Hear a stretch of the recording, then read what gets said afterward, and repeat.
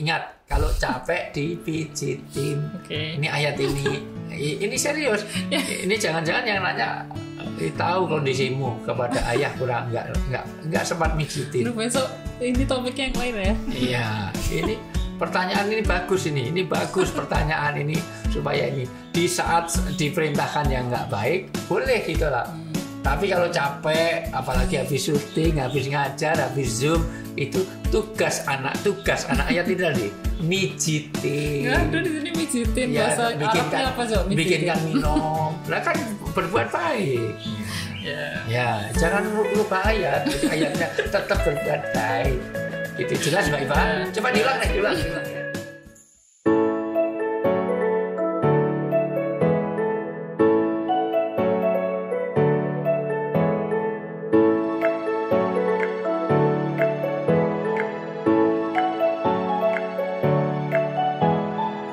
Assalamualaikum warahmatullahi wabarakatuh. Waalaikumsalam warahmatullahi wabarakatuh. Selamat datang kembali di Femcast Family Podcast. Aku tanyain ya. Aku jawab ya nak. Oke. Ya. Kita kembali lagi ngobrol-ngobrol di lingkungan set yang baru. Alhamdulillah ya. Di rumah yang sama. Rumah yang sama, besok rumah yang baru memang. Alhamdulillah, mudah-mudahan. Amin. Nah, kali ini kita akan ngobrolin tentang birrul walidain, tentang berbakti kepada kedua orang tua. Ya. Karena itu penting, karena kenyataannya ridho Allah di dalam ridho orang tua, murkanya Allah pada murkanya orang tua. Sehingga ayat berkaitan dengan bakti orang tua itu langsung disambung tentang bagaimana kita beribadah kepada Allah. Dan ayatnya selalu disambung di banyak ayat. Ya, gitu. Jadi ketika kamu harus berbakti kepada Allah, maka disambung supaya kita bakti kepada orang tua. Ya, sebagaimana sholat dan zakat juga disambung. Sebagaimana jihad, amwal, wa anfus. Jihad itu selalu diri dan harta itu disambung. Artinya tidak bisa dipisahkan. Kayak satu kesatuan. Iya. Oke. Kalau gitu kita langsung bahas pertanyaannya aja. Iya. Ustadz, saya memiliki seorang anak perempuan yang sudah menikah, tetapi pernikahannya harus berujung pada perceraian. Kalau seperti ini, apakah tanggung jawabnya kembali ke saya lagi? Iya, pertama tanggung jawab orang tua sampai dia menikah.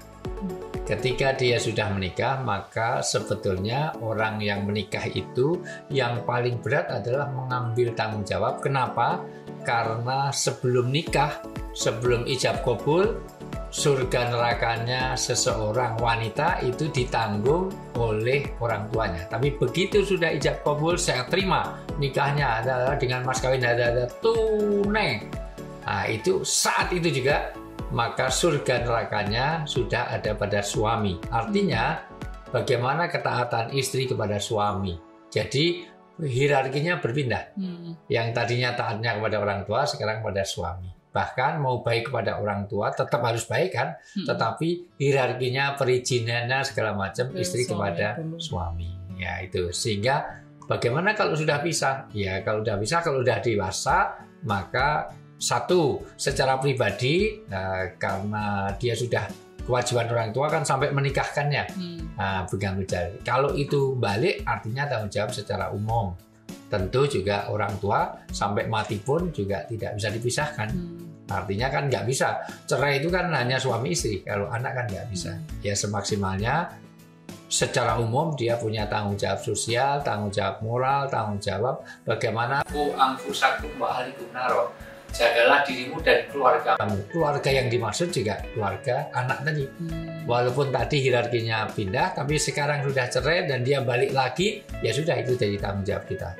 Meskipun tentu berbeda, karena sudah dewasa. Berbeda dari waktu lajang. Iya, karena kan makanya nanti ada beberapa debatable, artinya beda khilafiyah kaitannya dengan apakah dia kalau nikah lagi perlu orang tua lagi apa enggak, karena janda itu sendiri statusnya sudah beda. Sebagian ulama membolehkan pernikahan janda tanpa harus wali karena dia sudah di dalam kedewasaannya, sudah di dalam pertanggungjawaban pribadi. Nah, tapi secara moral jangankan kok anak sendiri, kerabat dekat atau saudara jauh saja kita punya tanggung jawab kalau dia jangan sampai dia tersentuh api neraka. Nah, Nah, jadi kalau hal yang baik ya kita sampaikan, amar ma'ruf nahi munkar itu tetap jadi kewajiban. Ya. Itu ya. Pertanyaan selanjutnya, Assalamualaikum Ustadz. Saya dan orang tua saya sejak dulu selalu berbeda pendapat.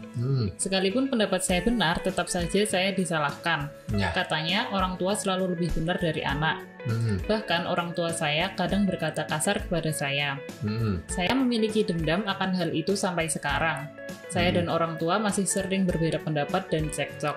Rasanya saya ingin tinggal jauh dari mereka. Gimana ya Ustadz? Ya. Pertama, bahwa bagaimana beda pendapat yang dicari, kalau ada satu perbedaan pendapat, kembalikan kepada Allah dan Rasul-Nya. Tapi ini karena kepada orang tua, maka harus dengan cara yang hikmah, dengan cara yang baik. Dan bagus kalau kita bisa ngalah, bukan berarti kalah. Dalam pengertian, ya misalnya walaupun kita benar, kita diamkan untuk sampai nanti ada waktu yang tepat untuk menjelaskan. Karena kadang-kadang ada asap, ada api. Mohon maaf, kadang-kadang orang tua bersikapnya tidak baik juga mungkin karena kita tidak pas di dalam menjelaskannya. Saya ingin cerita sedikit. Ada seorang, dulu pernah mungkin di podcast yang sebelumnya, ada seorang yang menantu yang tidak cocok dengan mertuanya. Ternyata mertuanya itu galaknya luar biasa, ini luar biasa. Akhirnya dia datang kepada tabib. Karena datang kepada tabib, minta bagaimana kalau orang tua ini dimatikan saja. Maka minta kelihatannya dia obat tapi isinya racun. Maunya begitu. Oleh tabibnya dikatakan apa? Oke, saya kasih obat itu, tapi syaratnya satu. Obat ini tidak langsung mati supaya kamu tidak ketahuan kalau kamu sedang membunuh. Biarkan dia 6 bulan, 7 bulan baru nanti bereaksi obat ini. Kedua, sikapmu harus baik terus kepada mertuamu. Karena apa? Karena nanti biar tidak ketahuan kalau kamu sedang membuat dia meninggal. Biar nggak ada motif. Ya, ternyata sebulan dia sikapnya baik kepada orang tuanya. Itu semua. Ternyata sebulan dia baik itu jauh lebih baik mertuanya kepada dia.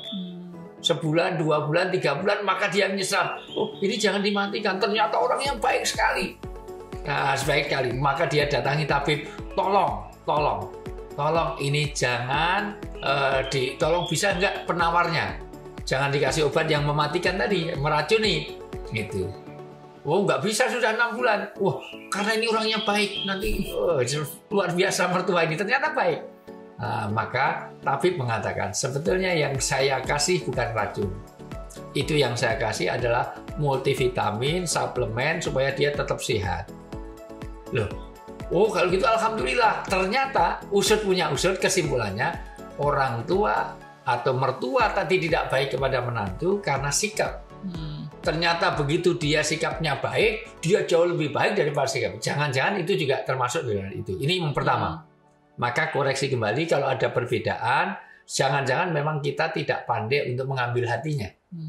Karena intinya orang tua semana sih semuanya pengen anaknya juga jadi bahagia, selamat, beruntung, semuanya. Mungkin cara kita yang benar. Yang kedua, ketiga, kalau memang betul itu salah, ya kewajiban kita meluruskan, tapi dengan jangan saat itu. Karena misalnya, ya, emosi sama-sama dan emosi malah sudah nggak sampai persaudaraannya jadi terputus. Jadi orang tuanya tidak menjadi lebih baik dan yang baik ya kebenaran tidak sampai kepada dia. Makanya mecahin gelas padahal yang mecahin bukan kita. Maka ambil pelajarannya. Saya belum mecahin aja dimarahin, apalagi nanti kalau mecahin. Maka saya harus hati-hati. Itu caranya anak kepada orang tua. Baru di lain kali disampaikan dengan cara yang baik. Sambil mijiti, sambil ngasih hadiah. Bagaimana kalau memang betul-betul tidak cocok? Allah menegaskan, tolong dibaca surat Al-Hujurat. Al-Hujurat itu kalau ada perbedaan pendapat, ayat surat ke-49 Al-Hujurat, ayat 10, kalau kamu berbeda pendapat, kembalinya pada Quran dan hadis. Karena mungkin Anda tidak ahli Quran, tidak ahli hadis, maka tanya kepada ulama, tanya pada kiai, pada ustadz. Bagaimana yang sesungguhnya, apakah orang tua harus diluruskannya, atau malah justru Anda yang harus bersikap lain. Ya, coba dibaca. Sesungguhnya orang-orang mukmin itu bersaudara. Nah, jadi orang tua orang mukmin itu bersaudara, tidak hanya ikatan karena nasab, tapi juga bersaudara seorang mukmin. Terus, karena itu damaikanlah antara kedua saudaramu yang berselisih dan bertakwalah kepada Allah agar kamu mendapat rahmat. Ya, itu. Jadi kalau kamu bertentangan gimana? Itu ayat 9-nya sebelumnya, kalau kamu bertentangan, ya. Dan apabila ada dua golongan orang mukmin berperang, ya, artinya berperang, konflik, beda pendapat, terus maka damaikanlah antara keduanya. Ya. Jika salah satu dari keduanya berbuat zolim kepada golongan yang lain, maka perangilah golongan yang berbuat zolim itu, sehingga golongan itu kembali pada perintah Allah. Ya. Jika golongan itu telah kembali pada perintah Allah, maka damaikanlah antara keduanya dengan adil dan berlakulah adil. Ya. Sungguh Allah mencintai orang-orang yang berlaku adil. Ya, jadi di situ ditegakkan keadilan dan semua diajak kepada kebenaran Quran dan hadis. Ya, karena mungkin Anda bukan ahli Quran dan hadis, maka nanti berhakim atau berhakam, yaitu cari orang yang tahu mengenai agama. Maka tanya pada ustadz, pada kiai itu. Termasuk keputusan untuk pindah rumah. Karena nanti harus dilihat kebaikannya. Kalau nanti pindah rumah, siapa yang meluruskan orang tua itu? Kalau dia memang salah. Atau justru itu cara Allah untuk membuat Anda, karena Allah itu kalau cinta pada seseorang dikasih ujian. Jalan surgawi Anda ya dikasih orang tua yang galak tadi mungkin. Nah, itu jalan surgawi kita. Nah, kalau nggak gitu nanti kapan lagi kesempatan. Makanya ada seorang sahabat sudah rumahnya itu jauh dari masjid, tapi mau dekat dengan masjid, oleh Rasulullah nggak usah. Karena dari jauh itu langkahmu bisa menggugurkan dosa, langkah kedua meninggikan derajat di surga. Tapi ada orang yang dekat dengan masjid, mau pindah ke jauh juga nggak boleh. Karena jangan-jangan kalau kamu jauh dari masjid, karena tahu Rasulullah itu tahu psikologi, itu lebih pintar daripada alumni UNER, ya itu semuanya. Ya kamu kan sebentar lagi lulus itu UNER. Nah, jadi Rasulullah itu psikolog yang luar biasa. Jadi dari sisi ini kita cari hikmahnya, apakah itu baik untuk jauh dengan pisah rumah orang tua tadi, atau dengan dilihat, ditimbang-timbang. Kalau dalam bahasa anak kekinian itu dianalisis SWOT, yaitu bagaimana strength-nya, bagaimana weakness-nya, opportunity artinya bagaimana baik dan buruknya Anda pertimbangkan kembali. Wallahu a'lam bishawab. Ya. Pertanyaan selanjutnya, Ustadz, setelah menikah, saya dan istri memang hidup di kontrakan. Ya. Akan tetapi, saya sudah merasa berkecukupan karena penghasilan saya sudah lebih dari cukup. Ya, pertama dia kontraktor, karena kontrak sana sini. Yang kedua sudah lebih dari cukup. Yes. Suatu hari, mertua datang ke kontrakan, menawari untuk dibangunkan rumah, supaya kami tidak kontrak lebih lama. Ya. Tapi kami menolak karena tidak mau merepotkan. Apakah kayak gitu itu termasuk durhaka? Bagaimana menyikapinya? Terima kasih. Sebetulnya bisa win-win solution ya, karena kalau bisa wasawirhum, supaya kita bermusyawarah. Ya, artinya apakah dia daripada kontrakan, kadang-kadang kalau memang rumah sendiri juga itu lebih baik, asal tidak mau merepotkan juga baik. Tapi kalau memang itu kepuasan orang tua itu ngasih pada anak, ya enggak usah ditolak. Prinsipnya tolong dibaca surat Al-Imran ayat 159 ya. Jadi prinsipnya begini, prinsipnya kalau ada kaitannya hubungan anak pada orang tua, ada sesuatu ketidakcocokan, pertama dengan bahasa yang halus, yang lembut, yang kedua dimusyawarahkan. Coba dibaca. Maka berkat rahmat Allah, engkau Muhammad berlaku lemah lembut terhadap mereka. Ya. Sekiranya engkau bersikap keras dan berhati kasar, tentulah mereka menjauhkan diri dari sekitarmu. Karena itu maafkanlah mereka dan mohonkanlah ampunan untuk mereka. Dan bermusyawarahlah dengan mereka dalam urusan itu. Ya. Kemudian apabila engkau telah membulatkan tekad, maka bertakwalah kepada Allah. Sungguh Allah mencintai orang yang bertawakal. Nanti akan saya banyak poin di situ, tapi prinsipnya itu tolong Anda musyawarahkan. Itu nanti saya terangkan kalau memang perlu secara detail di breakdown dari ayat ini. Pertama, pokoknya jangan kamu bersikap kasar. Karena justru kasar itu nanti jauh dari kebaikan. Dia sudah mau berbuat baik kok. Mau ngasih rumah, alhamdulillah. Itu ya, kalau memang itu bisa dibicarakan, ini kan masalah malah bagus. Yang tidak bagus itu kalau orang tua, sebelumnya tadi. Iya. Tadi cekcok karena masalah ini karena justru, malah hadiah, Pak. Iya, hadiah itu ya bagian dari kekuasaan wala tamsalu fadla bainakum. Ya kalau ada kebaikan ya tidak usah ditolak. Ya itu baik saja itu. Kalau bisa memang saya cari mertua juga seperti itu yang nawari, tapi sudah terlanjur saya bangun sendiri. Ya begitu. Ya.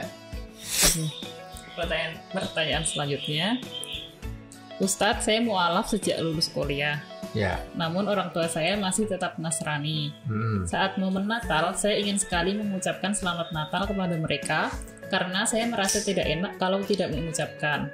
Mengingat orang tua saya juga mengucapkan Selamat Idul Fitri atau Idul Adha. Ya. Kira-kira hukumnya bagaimana, Ustadz? Ya, ini masalah debatable tentang ucapan hari Natal. Pertama, kalau itu berkaitan dengan akidah, memang semua ulama sepakat. Karena salam di dalam Islam itu ada aturannya. Kita ngasih Assalamualaikum warahmatullahi wabarakatuh itu hanya boleh kepada sesama muslim. Kalau dia non-muslim tidak bisa kita mengucapkan. Bahkan kalau ada orang non-muslim mengucapkan salam, kita tidak boleh menjawabnya secara penuh. Cuman waalaikum. Karena ini ibadah. Ini menyangkut akidah.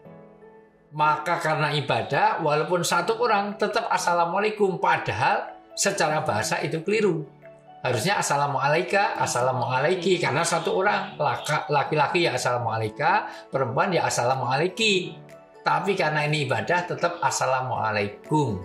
Nah, jadi ibadah itu harus sesuai dengan muafik, artinya sesuai dengan yang diajarkan, nggak bisa kreasi.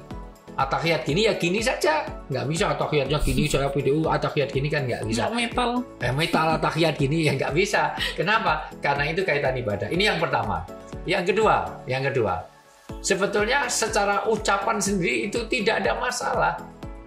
Ucapan, nyatanya baru saja juga mengucapkan Selamat Natal, itu kan yang nanya juga mengucapkan Natal itu. Nah, yang ketiga, sebetulnya Natal itu juga debatable. Wong dulu Natal juga di hari itu kok. Karena itu sayun istihadiyun, tidak ditemukan di dalam hadis, di dalam riwayat sahabat mengucapkan itu. Itu sebetulnya. Dan yang keempat, berbuat baiknya tidak dalam bentuk ucapan Selamat Natal. Di hari Natal kita datang, saling mijitin, saling itu juga nggak apa-apa, saling ngasih hadiah, boleh. Karena ini ucapan yang berkaitan dengan sama dengan syahadat misalnya. Kan syahadat itu kan ucapan tidak mudah sebagaimana orang non-muslim suruh syahadat kan juga nggak mau. Lah cuma ucapan loh, itu mengandung akidah. Ini yang pertama. Bagi yang kedua, kalau memang dia posisinya mungkin kepala negara, posisinya dia seorang pejabat negara yang memang diperlukan untuk ya persatuan kesatuan. Kalau memang diperlukan, ya itu jadi pertimbangan lain. Nah, tapi so far temannya ayah, mohon maaf, itu teman badminton ayah justru yang paling bagus badmintonnya itu adalah pendeta. Dan setiap hari ayah tidak pernah mengucapkan Selamat Natal kalau di hari Natal, tetapi tetap oke. Sering saya itu iuran badmintonnya yang bayarin dia atau malah sebaliknya traktir aja itu pernah, malah sering jadi temennya ayah, partner ayah daripada jadi ini, karena dia lebih pintar dari ayah, jadi daripada musuh saya kalah. Nah, artinya nggak apa-apa. Jadi hubungan baik tidak harus dengan itu, nah, tidak dengan ucapannya, tapi jauh lebih baik bukan pernyataannya, kenyataannya. Sama dengan seorang suami istri aja, I love you sehari 300 kali, tapi nggak ngasih oleh-oleh ya, nggak ada. Artinya nggak usah pakai I love you. Kalau Anda ngasih hadiah sudah cukup, lebih dari I love you. Tiap hari nggak ada I love you, tapi ini ada 5 miliar untuk kamu. Oh, insya Allah selesai masalah. Nah, jadi untuk ucapan baik tidak harus seperti itu, karena toh mohon maaf nggak usah diperdebatkan. Musim Natal nggak usah Natalan bareng, musim Idul Fitri nggak usah semua Idul Fitri bareng. Nah, sekedar ucapan ya, kalau pakai ucapan yang lain silahkan. Artinya itu don't mind, artinya tidak ada masalah. Itu never mind. Mau itu kalau dengan bahasa lain. Sehat ya Bu, apa kabar? Jaga kesehatan, tetap happy, oke. jaga protokol kesehatan ya Bu, tetap sehat, terus dipijitin, terus ditraktir, itu jauh lebih baik daripada sekedar mengucapkan. Ya gitu. Jadi masih ada cara lain. Betul. Jadi hubungan baik tidak harus dengan ucapan itu. Apalagi sekarang mau kirim-kirim ucapan, itu sekarang ya, pakai WA itu cuma template. Ayah itu sering bikin itu malah kembali ke ayah. Wong yang bikin saya itu kan. Itu cuman sampai tulisannya ayah belum dirubah. So nyebar godong telo gapura nyun ngapura setetes embun sesuci embun setetes kapas seputih kapas. Nah, ini yang bikin saya ya kembali ke saya. Artinya dari sisi ini sekali lagi ya sudah sekedar ucapan karena ini masa debatable dak mayaribuka ila mayaribu. Kalau Anda ini mempertanyakan berarti masih ada keraguan. Cari cara lain. Ya artinya ragu-ragu. Iya, yang pasti saja. Sekali lagi hubungan baik tidak harus dengan ucapan, ya. Kita ini saya nggak pernah mengucapkan. Tapi apakah Romo Pendeta juga baik-baik saja? Oke, badminton sama saya sering saya tipu kalau musuh saya. Dan dia senang kalau ketipu, padahal dia jatuh. Ya itu sebenarnya. Tapi hubungan baik caranya dengan itu. Ya, cari. Ya. Oke. Pertanyaan selanjutnya. Ustadz, orang tua saya berbeda organisasi agama. Ayah saya ikut yang menggunakan doa kunut saat subuh, sedangkan ibu saya ikut yang tidak menggunakan doa kunut. Kalau Ramadan, ayah saya sholat tarawih 20 rakaat dan ibu saya 8 rakaat. Hari raya berbeda pun mereka tetap pada pendirian masing-masing. Adik-adik saya sebagian ikut ayah dan sebagian ikut ibu. Saya sendiri kadang ikut ibu, kadang ikut ayah. Seringkali merasa tidak enak kepada salah satunya. Kira-kira saya harus bagaimana, Ustadz? Ada 2 catatan penting. Pertama, karena dia bukan ahlinya, ngikut saja. Karena toh kita tidak bisa. Misalnya ya, mengenai Idul Fitri aja misalnya. Idul Fitri beda. Anda itu suruh melihat juga nggak bisa, ngitung juga nggak bisa. Gitu. Maka kita ikut yang mana yang diyakini. Mau pakai hisab, kita juga nggak tahu hitungannya, maka pada ahlinya. Kayak kita ke dokter tuh kasih resep, ikut saja. Yang penting dia dokter bukan dukun gitu aja. Sama dengan fatwa. Di sini ada ulama, ada majelis ulama, ada Kementerian Agama. Mana yang Anda yakini saja. Ini saya tahu misalnya NU Muhammadiyah suka beda. Sudah Anda mau ikut NU silakan, Muhammadiyah silakan karena dua-duanya istihad. Seandainya salah pun masih dapat 1, kalau benar dapat 2 pahalanya. Jadi ini yang salah itu kalau enggak Idul Fitri. Itu yang enggak tarweh itu yang enggak salah. Mau 8 silakan, 20 rakaat silakan. Termasuk kunut. Makanya tolong mau kunut ya oke saja silahkan. Enggak kunut juga enggak dosa. Toh seluruh ulama sepakat kunut hukumnya sunnah. Maka sesekali loh main ke Mekah Madinah. Di Mekah Madinah itu takbir saja itu bersebelahan itu bedanya bisa 5 beda. Yang satu begini sampai sini, ada yang sampai sini. Itu padahal dua-duanya ada hadisnya. Ada yang gini, ada yang mau nyabut pedang. Memang ada riwayat ini dalam keadaan perang. Jadi siap kalau ada apa pedang gini. Ada yang gini, gitu. Ada yang sama sekali Allahu Akbar. Gitu. Mbak Iva kan pernah umroh, beberapa kali umroh kan lihat kan bagaimana orang Turki, orang ini beda-beda. Enggak masalah. Lana walakum, lana amaluna walakum amalukum. Untukku amalku, untukmu amalmu, artinya semana yang diyakini. Yang penting ada dasarnya dan iya ada dasarnya. Itu mau subuhan pakai kunut apa enggak silahkan. Yang salah ya enggak mau subuhan. Dah. Itu aja. Okay. Ya. Berarti kayak misalnya aku mau lebarannya yang penting yang cepet gitu. Kalau saya malah seneng beda itu jadi tanggal merahnya banyak. Ya. Yang nggak boleh kalau mencari enaknya. Kalau mulai puasa cari yang akhir, kalau mau lebaran cari yang cepat. Lah itu namanya nggak konsisten. Konsisten kalau memang mau ikut misalnya NU ya NU, ikut Muhammadiyah ya Muhammadiyah. Jadi konsisten. Gitu. Jangan nanti begitu mulai mohon maaf ikutnya Muhammadiyah agak akhir misalnya atau NU agak akhir, begitu mau lebaran ikut Naksabandiyah yang 3 hari sebelumnya sudah. Itu kan nggak benar ya. Mana yang Anda yakini? Tapi mainstream insya Allah di dalam koridor adalah NU dan Muhammadiyah, bukan yang lain. Di Indonesia insya Allah koridor yang insya Allah yang capable, yang punya kapasitas adalah Nahdlatul Ulama atau dari Muhammadiyah. Nah, insya Allah itu dalam koridor. Karena bedanya paling sehari. Nggak mungkin beda 3 hari yang sebagaimana ada yang aliran di Sulawesi di mana yang macam-macam itu. Mosok masih 3 hari sudah Lebaran duluan lah. Insya Allah itu kurang bisa dipertanggungjawabkan.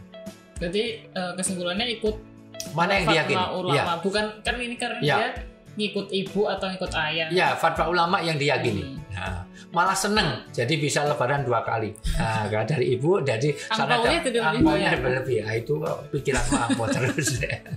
Iya, ini nggak apa-apa. Beberapa ustadz di Jogja, mohon maaf itu contoh khutbah sampai 2 kali. Ya, hari ini khutbah karena beda, besok lagi khutbah lagi. Monggo saja, silahkan saja. Iya. Ya. Pertanyaan selanjutnya, Ustadz, kedua orang tua saya belum pernah diakikoh oleh kakek nenek saya. Ya. Karena kakek nenek saya dari pihak ayah terbatas ekonominya, sedangkan kakek nenek saya dari pihak ibu pengetahuan agamanya kurang, apalagi dalam hal akikoh. Saat ini, saya memiliki rezeki yang berkecukupan. Jika saya membiayai akikoh untuk ayah dan ibu saya, apakah diperbolehkan dengan niat saya untuk akikoh dan berbakti kepada orang tua saya? Mohon pencerahannya, Ustaz. Tapi mohon maaf, yang diakikoi dirinya apa orang tuanya? Enggak, orang tua diakikoi. Salah. Akikoh itu adalah orang tua kepada anak. Dan itu kalau mampu, kalau tidak mampu ya nggak masalah. Rasulullah menganjurkan kalau ada anak laki-laki sembelihlah 2 kambing, kalau perempuan 1 kambing. Tapi waktu itu mohon maaf Ali tidak ada ini, Rasulullah juga nggak ada. Waktu Hasan lahir cuma 1, padahal anjurnya 2 karena adanya cuma 1. Nah, jadi akikah adalah rasa syukur di mana kullu maulutin rohinatun atau murtahanun atau dia tergade oleh akikohnya, maka akikohlah di hari ke-7 kelahiran. Kalau nggak punya hari ke-14, kalau nggak punya 21, kalau nggak punya kapan kamu punya. Tapi orang tua kepada anak, nggak ada anak kok ngakikoi orang tua. Nah, yang benar adalah orang tua akikoh. Itu pun kalau mampu, kalau tidak mampu lepas kewajiban. Nah, ini pertama. Yang kedua, memang ada hadis akikoh untuk dirinya. Walaupun beberapa ulama mengatakan hadisnya kurang kuat, tetapi prinsipnya akikoh itu adalah bukan anak mengakikoi orang tua. Kecuali begini ya, orang tuanya punya adik lagi, lahir lagi, nggak punya, Anda kaya, Anda boleh kasih orang tuanya supaya untuk mengakikoi adiknya tadi, boleh saja. Jadi akikoh tidak ada anak ngakikoi orang tua, apalagi ngakikoi kakeknya dulu yang belum punya, enggak. Jadi itu sepanjang riwayat. Dan akikoh ada 1, orang akikoh itu tuntutannya pertama itu menyembelih tadi untuk dibagikan kerabat terdekat. Kedua, dia memotong rambut. Nah, ketiga itu memberi nama.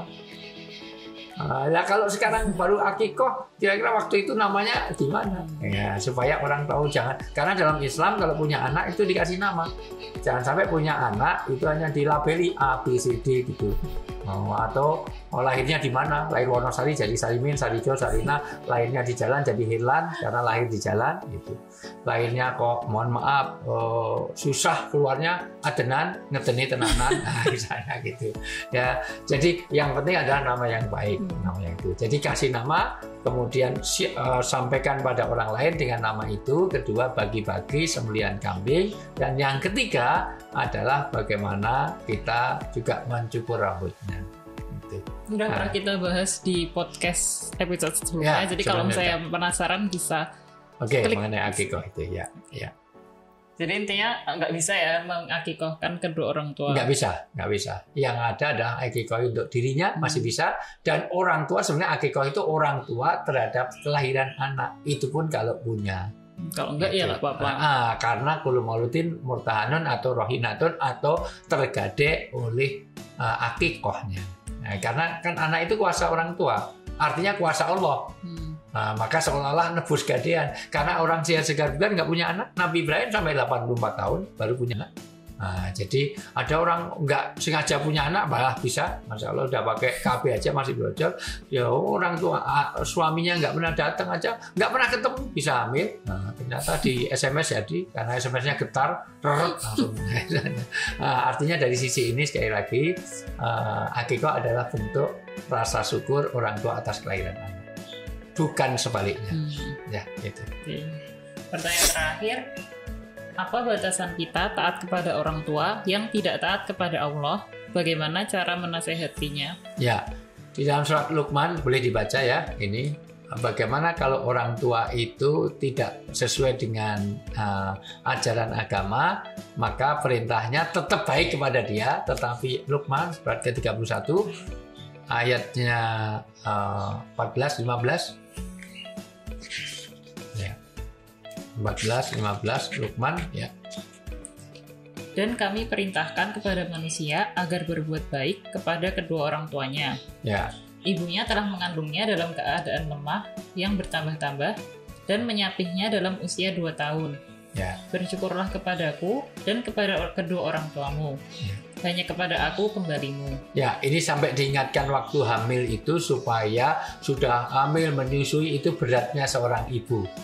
Karena jangan sampai anak itu melupakan penderitaan ibu. Ibu itu mohon maaf, seorang ibu itu kadang-kadang rela menggantikan anaknya kalau sakit. Mau yang sakit saya saja biar anaknya sehat. Ibu itu tidak pernah mengeluh loh. Mohon maaf, ibu itu nggak mengeluh walaupun dia bangun tengah malam, anaknya sedang pipis, sedang itu buang kotorannya dengan ikhlas. Tapi tidak sebaliknya. Nanti kalau saya yang sakit belum tentu Mbak Iva mau membersihkan kotoran saya itu. Padahal dulu kotoranmu aku yang bersihin itu.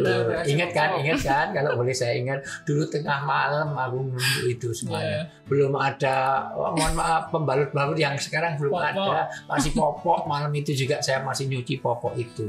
Nah, di rumahnya Eyang. Ya, makanya di situ diingatkan beratnya orang tua kepada anak. Terus dan jika keduanya memaksamu untuk mempersekutukan aku. Satu, kalau dia melanggar agama. Nah, dia syirik. Terus dengan sesuatu yang engkau tidak mempunyai ilmu tentang itu. Apalagi tidak sesuai dengan ilmu. Nggak sesuai ilmu. Nah, misalnya yang satu untuk nyembah berhala, jelas syirik. Atau nggak ada ilmu. Ada ilmu itu nggak sesuai dengan logika. Kamu biar sehat, rumah itu harus dikuasai. Misalnya ini harus dikasih gantungan ini, gantungan itu, kasih jimat ini, jimat itu nggak sesuai dengan akal sehat. Nah, maka janganlah engkau menaati keduanya. Jangan ditaati karena perintahnya nggak sesuai dengan agama. Tapi masih disambung ya. Dan pergaulilah keduanya di dunia dengan baik. Tapi pergaulan di dunia harus tetap baik, walaupun dalam hal tadi suruh belikan sesajen segala macam, jangan. Tapi kalau capek ya dipijitin. Ingat, kalau capek dipijitin. Ini ayat ini serius. Ini jangan-jangan yang nanya tahu kondisimu kepada ayah kurang nggak sempat mijitin. Besok ini topiknya yang lain ya. Iya, ini pertanyaan ini bagus ini bagus pertanyaan ini supaya ini di saat diperintahkan yang nggak baik boleh gitulah. Tapi kalau capek, apalagi habis syuting, habis ngajar, habis zoom, itu tugas anak ayat tidak nih mijitin. Nggak ada di sini mijitin. Ya, bahasa Arabnya apa Jo? Bikinkan minum. Lah kan berbuat baik. Ya, jangan rubah ayatnya tetap berbuat baik. Itu jelas Mbak Iva. Coba diulang. Yang itu penting itu. Tapi dan bergaulilah keduanya di dunia dengan baik. Iya, harus dengan baik. Bikinkan minum, mijitin, gitu semuanya ya. Nah, terus dan ikutilah jalan orang yang kembali kepadaku. Ya, ikutilah orang jalan yang tobat sesuai dengan agama. Begitulah sikap kita. Ya, kemudian hanya kepadaku tempat kembalimu, maka akan aku beritahukan kepadamu apa yang telah kamu kerjakan. Ya, karena semuanya akan dipertanggungjawabkan. Kamu boleh nolak dalam satu aturan, tapi tidak boleh durhaka di dalam yang lain. Walaupun orang tuanya orang kafir, nggak ada hubungannya. Mentang-mentang orang kafir suruh kita bentak-bentak. Kalau itu orang tua, dalam hal kekafirannya jangan diikuti. Tapi di dalam hal capeknya, dia sakit diobatinya itu tetap kita layani. Begitu ya. Nah, Ya. Berarti kan ini sebenarnya bagaimana cara menasehatinya? Ya, menasihatinya dengan cara yang baik, dengan cara hikmah. Dulu kita bahas itu di dalam surat An-Nahl ayat 125. Boleh dibaca ulang? An-Nahl ayat 125. Kalau itu cara menasihati orang yang lebih tahu, itu dengan cara hikmah, dengan cara nasihat yang baik, bahkan debat pun dengan cara An-Nahl surat ke-16 ayat 125. Nah, ini sudah beberapa kali kita sampaikan. An-Nahl ayat 125. Ud'u ila sabili rabbika bil hikmah, ya. 125. Serulah manusia kepada jalan Tuhanmu dengan hikmah dan pengajaran yang baik, dan berdebatlah dengan mereka dengan cara yang baik. Sesungguhnya Tuhanmu, dialah yang lebih mengetahui siapa yang sesat dari jalannya, dan dialah yang lebih mengetahui siapa yang mendapat petunjuk. Ada 3 jalan tadi. 1, dinasihati dengan cara hikmah. Kedua, mohon maaf, dengan pengajaran. Karena kalau dia nggak ngerti, tapi kalau ngerti, karena orang tua ngerti, debat. Tapi debatnya dengan cara baik. Adu, mana Qur'annya, mana hadisnya, mana dalilnya. Gitu. Nggak apa-apa, karena dia punya pengetahuan.